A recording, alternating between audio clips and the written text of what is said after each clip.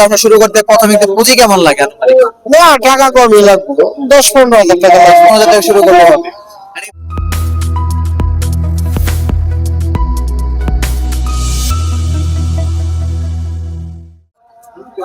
যে চিনিটা না, গুড়েরটা গুড়েরটা।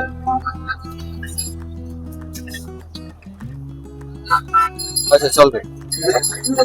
আসসালামু আলাইকুম। আপনারা দেখছেন আমরা এখানে জিলাপির দোকানে আসছি জিলাপি খাওয়ার জন্য। এটা হচ্ছে গুড়ের জিলাপি। এই যে বড় ভাই এখানে উনি একটা জিলাপির দোকান দিয়েছেন। এখানে 3 ধরনের ক্যাটাগরি, 4 ক্যাটাগরির জিলাপি দেখা যাচ্ছে। এটা গুড়ের জিলাপির মধ্যে একটু ছোট সাইজের গুড়ের জিলাপি, আর এই পাশে আপনারা দেখছেন যে চিনির জিলাপি একটু ছোট সাইজের, আর এরপর দেখছেন গুড়েরটা একটু বড় সাইজের, এরপরে চিনিরটা একটু বড় সাইজের। ভাই কতদিন যাবত এই ব্যবসাটা করেন? ব্যবসা করতেছি 10 বছর। 10 বছর। আচ্ছা, মানে কি অবস্থা, আয় আয় ভালো আছে তো না? হ্যাঁ, মোটামুটি ভালো, একবারে এই বলাও না এইটাও না। আচ্ছা আচ্ছা, 15,000 টাকা বেতনে যারা গার্মেন্টসে চাকরি করে এদের চাইতে কি ভালো আছে না খারাপ আছে? এদের থেকে ভালো আছি। আচ্ছা, এরকম একটা ছোট ব্যবসা শুরু করতে প্রথমে একটু পুঁজি কেমন লাগে? না, টাকা কমই লাগবে, 10-15 হাজার টাকা লাগবে। 15,000 টাকা শুরু করলে হবে। আর এই বানানো কি আপনি কারিগরের কাছে শিখছেন নাকি? না, আমি কারিগর। আপনি নিজেই কারিগর? মানে খুব বেশি পরিশ্রম হয় না মানে বানানো? পরিশ্রম আছে বাবা, পরিশ্রম আছে না, কি করবো, আগুন লাগে, সবকিছু করার লাগে, খাটনি আছে। আপনার দিন শুরু হয় কখন?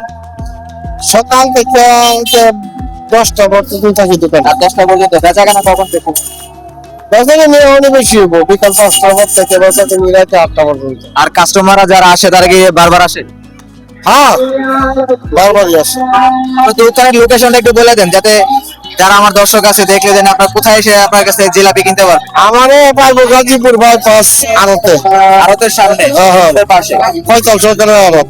আচ্ছা আচ্ছা, তো আপনারা দেখলেন যে আমরা জিলাপি দেখলাম, তবে আমি এখন একটু জিলাপি খেয়ে টেস্ট করতে চাই যে এটা কেমন ঠিক। শামসুদ্দি সরকার। বিসমিল্লাহির রহমানির রহিম। কয় টাকা দিয়েছিলাম বাবা তোমরা? জিলাপির মেন হচ্ছে মিষ্টি ঠিক আছে, কিন্তু এই জিলাপিটা হচ্ছে খুবই মচমচা। এই মচমচা হওয়াটাই টেস্ট। ঠিক আছে শাহিম ভাই, যাবেন তো?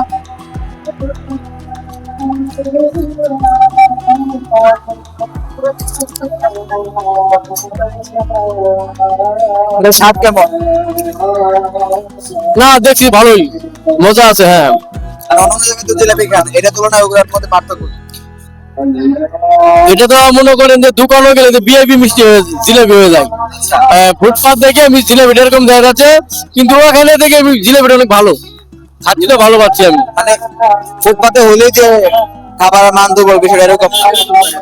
ফুটপাতে এমন এমন খাবার পাওয়া যায় যেগুলো ভিআইপি হোটেলের রেস্টুরেন্ট গুলোর খাবারও হার মানায়, তাই না? হ্যাঁ, হ্যাঁ।